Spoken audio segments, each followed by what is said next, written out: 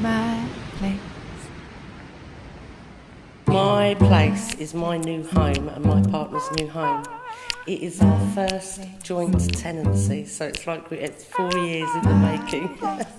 It's our nest, and everything's all right, and I feel safe. And we put our music on and just chill out, cook our own food, and just be happy. And I can just relax now.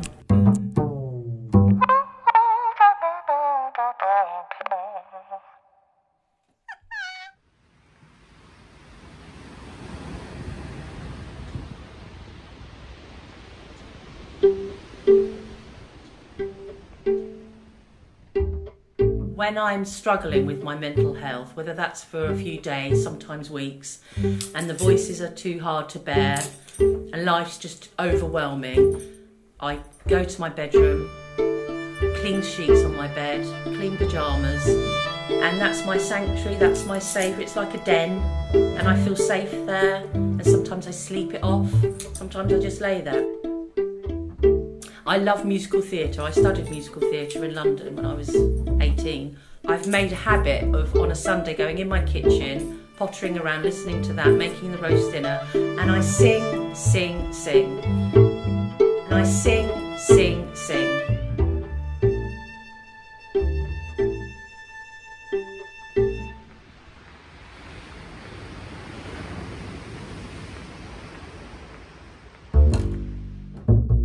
Alcoholic is a label. Problem drinker sounds more able. I have now been 13 years clear, the hardest being this year. I started at 14 or so many years ago. With a good job and territorial army, my life was a tsunami. 2 rehabs, a mental institution, a bad marriage and kids. I still didn't put the skids on. I was made homeless 19 years ago, moved to Bexhill, but I still didn't chill. Moved to Warrior Square, and that was certainly my lair. Street drinkers everywhere.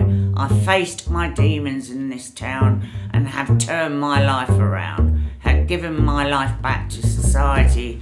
God reign sobriety.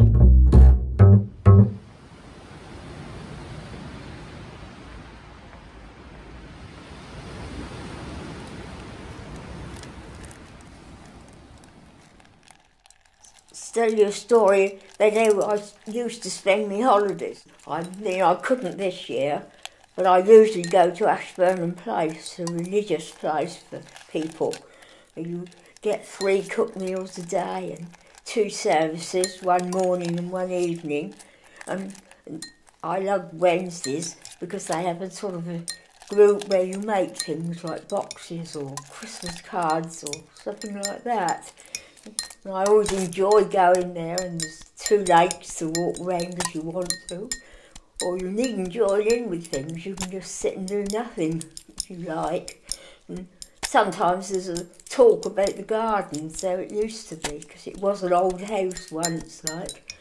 But that's what so I really missed it this year, not being able to go.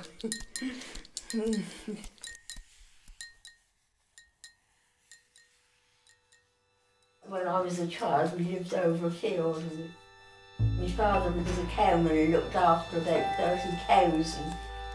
And then when I got a bit older, we moved out the field because I started school and it was such a long way to walk. And then we lived in that house for 19 years till my father retired and had to go in the council house. And when my mum and dad passed away, I had to come to Hastings to live, where I live now in a block of flats on the 14th floor.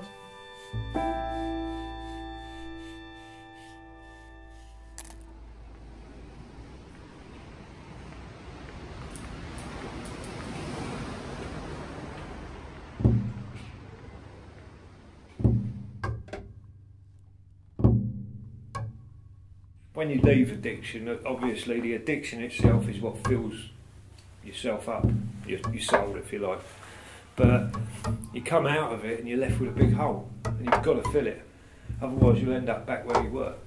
And I found that music did it, probably 90%, but there was still something else missing. And I finally found out these days that I do need to be more spiritual, not religious, but spiritual in my approach to my recovery. Because it's not about just leave the drugs alone, you'll be fine. No, when you leave the drugs alone, that's when the hard work really starts, because you've got nothing to fall back on. You know, and a lot of people that haven't been through addiction don't get that. You're in recovery, but your head's going. We call it the washing machine. So it just goes round, round, round, round, round, round.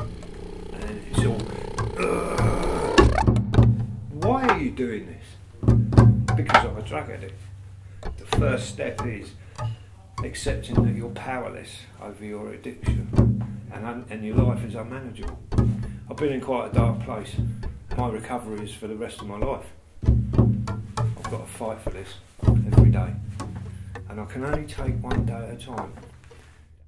One day at a time. Sometimes it's half a day at a time.